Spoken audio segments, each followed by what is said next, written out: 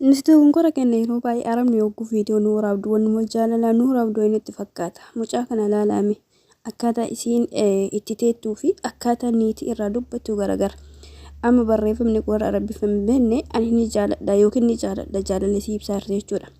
Garuu jaalalli isii ibsitu mee inuma ilaalame viidiyoo kana mucaan kun eessa teetti akkamitti teetti dhugaa rabbi waan nama gaddisiisu jechuudha. Mee haalummaa isii itti taa'aa jirtuu fi maalirra akka taa'aa jirtu ilaalame. Mucaan kun ilmoo namaati. Silaa waan akkanaa siif hin malu osoo jaalala taate osoo dhugumaan niitiin yookiin madaamii kun ka jaalattu taate waa'ee akkanarra teessiftee akkaataa kanarratti viidiyoo waraabdu ture. Garuu isaan maali jaalattee osoo hin taane viidiyoo sii irraa waraabdu sanirraa faayidaa waa argattuuf. Faayidaan tokkoffaa si viidiyoo si waraabdu irra fakkeessa yaani miidiyaa kanarratti beekamti waan akkasii feemasii uummata keenya rakkisaa jiru kun uummata arabaallee rakkiseera jechuudha. Kana jechuudha malee jaalala mucayyoo kana qabaattee fi miti. Dhugaa rabbii osoo jaalatti osoo dhuguma akka barreeffama nama barbeenitiin kun dhiifama ofumaa usaaxilte. Mucaa kana haalli isii itti keessummeettu kan bira afaanii waa isiin dubbattu kan bira wal adda goote jechuudha. Osoo mucaa kana waan sila waan namni irra taa'u irra teessiftee iddoo gaarii keetteetiin kan viidiyoo waraabdu ta'e uummata illee sobuu dandeetti. Garuu mucaa kana mee eessa keettee intala kan eessa keettee viidiyoo irraa waraabdi subhaanallah. Uummanni kun barbee dhugaa rabbii wallaahi uummanni adiin kun waan nu jaalatu isinitti fakkaate. Dogongora keenya waggaa 10 bira teettee waggaa 20 bira teettee 30 bira taa'ee barbaadde inshaallah umurii kee bira fite. Uummanni kun si fayyadamuuf si jaalata malee jaalala dhugaa sin jaalatu. Akkami addaan beete si fakkaate. Amma isaan hin jaaladhaa maalii jedhanii maal sin jedhu garuu jaalalli isaa si jaalatanii fi akka ilmoo guyyaatti ilaalafaa sin jaaganii jechuudha. Dhugaa kijiba isaanii irraa jechuudha.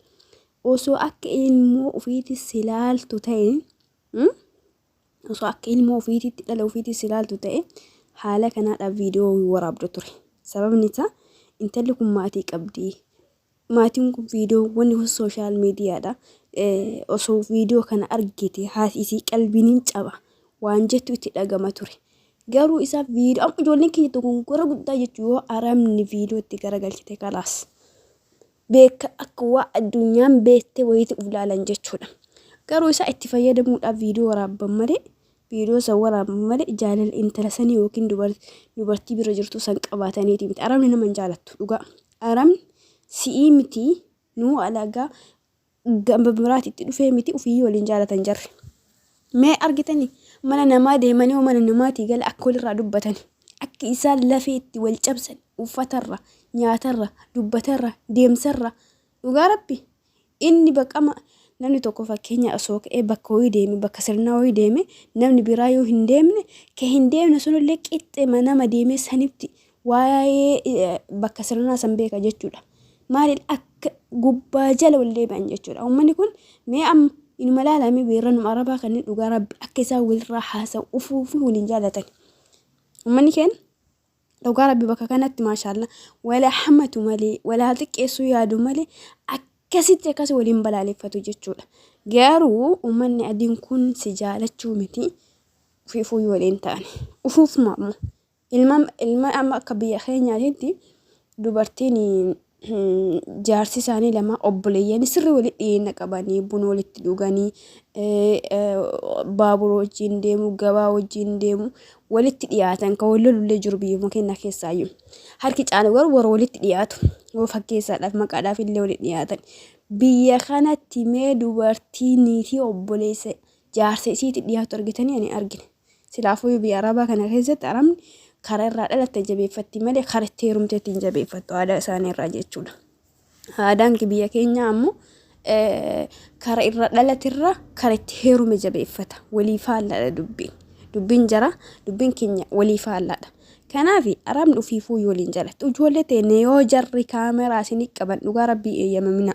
Dhugaa rabbii fakkeessa makiyyibuma kaameraa si as qabanii waa si dubbisuudhaaf waa akkasuma godhu malee haalli isaan kaameraa irraa si keessummeessanii fi haalli isaan kaameraa duuba si keessummeessan garagara.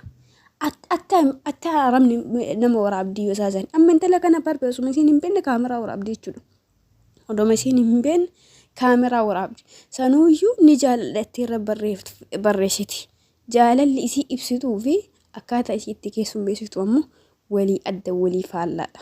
Kanaaf nuti dalagachuu dhufne dalagaa keenya kabanye, mana namaa kabanye, dhala namaa kabanye, haga rabbiin nu laaffise waggaa 2 ta'u waggaa 3 ta'u 4 ta'u sun murteen keessanii haga rabbi isin laaffise teenne gara biyya namaa deebuuti. Sooshaal miidiyaa anamma dhugaa rabbiin sooshaal miidiyaa ni fayyadama.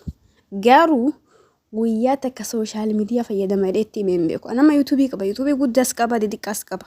Wallahi waggaa 3 deema yuutuubii guddaa irratti qubanan qaba akka yuutuubii qabu jechuudha. Ittiin maaliif itti mannaa godhan? Boru ittiin arrabsa waan ta'eef boru shabakaa keenya akkana gootee maali akkana gootee maali akkas gootee hojii hin daladdu har'uma kasii gammadan kan boru ittiin arrabsa waan ta'eef. Inni marabattan inni himusu wanuma fedhate arabatti himu maaliidhaaf kiiloo kiif gabbuusun barbaadu waan ta'eef araba waa himte taanaan jechuudha. Kanaaf ana akka kiyyatti akka kii of eeggadheesaa wajjin jiraadha. Jaalalli isaaniillee ni qabaa, ni jaaladha, ni kabajaa. Hojii isaanis ni kabajaa fi ijoollee isaanis ni jaaladha. Garuu akkasuma hundatti figadeen dhiisu jechuudha. Maaliidhaaf namni kun uummata namaati, mana namaati, gaafuma sikkee sin beektu. Araba amala araboota keessaa jechuudha. Inshaalaati waggaa feebira taa'e jechuudha. Gaafa sitti garagalan dhugaa rabbi waggaa 20 ati birateetti nama sekendii 2 si argisin geessan. Nama sekendii 2 yookiin daqiiqaa 2 wal argee wajjin jiraate haga sanis sillaa kan jechuudha. Amalatu arabaa keessaa kana. Tokko amalli hamaa isaan qaban gaafa sikka'an sin beekan asiis isaan hin beektu wanna hojjetteef hunduuyyuu bishaan dhugaa dhalaa ibidda bu'ee ta'a jechuudha. Kanaaf arabni hogguu viidiyoo si waraabdu irraa of eegaa. Tarii namni kun ilma namaati waa baay'ee haajamaa. Tarii waa akka hin taane isi waraabuu dandeessi. Akka hin taanetti akka hin taane viidiyoo si waraabuu dandeetti waan ta'eef amala hin barsiisina. Dhiifama amala viidiyoo arabni isi waraabdu kana hin barsiisina ijoollee teenya. Gaarii miti isinumaaf waan ta'eef. Wallahi isinumaaf gaarii miti. Jaalala arabaa kan wanni wali isiif fidu hojii isaanii qofa ta'uu qabaata. Hojii isaanii kabajii, hojii isaaniitiin jiraadhu. Sanii alatti jaalala biraa, hariiroo biraa, viidiyoo wajjin dalaguu maal ta'u akkas ta'u viidiyoo wajjin dalaguun garuu miidhaa isaatti irra baay'ee takka kiyyatti.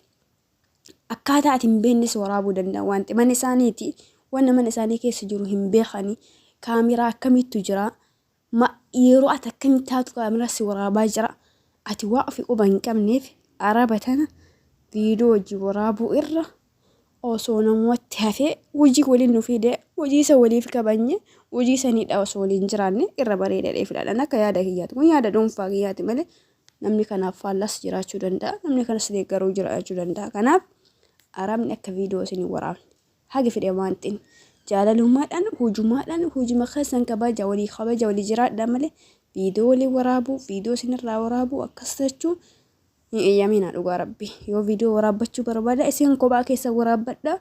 Silaafuu yeroo amma kana sooshaal miidiyaa waan fayyadamne hin jiru viidiyoo keessa waraabbadha viidiyoo keessan gadhiisa garuu isaanitti himina. Ana kana qaba ani yuutuubii qaba ani yuutuubii irra beekamtuudha ani tiktook irra beekamtuudha ani instagram irratti jin irratti jaanka irratti beekamtuudha jettee baastee citii kan kennin boru sanumaadhaas irrabsan sanumaadhaan mataa keessa sidhaan waan ta'eef uummanni kun akkasiin jedha gunnaamsa obbolummaati isinitti aanaan fudhaa isiniif ta'u taanaan gaggargalchaa bira darbaa isiniin jedha ulfaadha yeroo gaarii qabaadha nageetta. Assalaamu alaykum warahmatullahi wabarakatuh.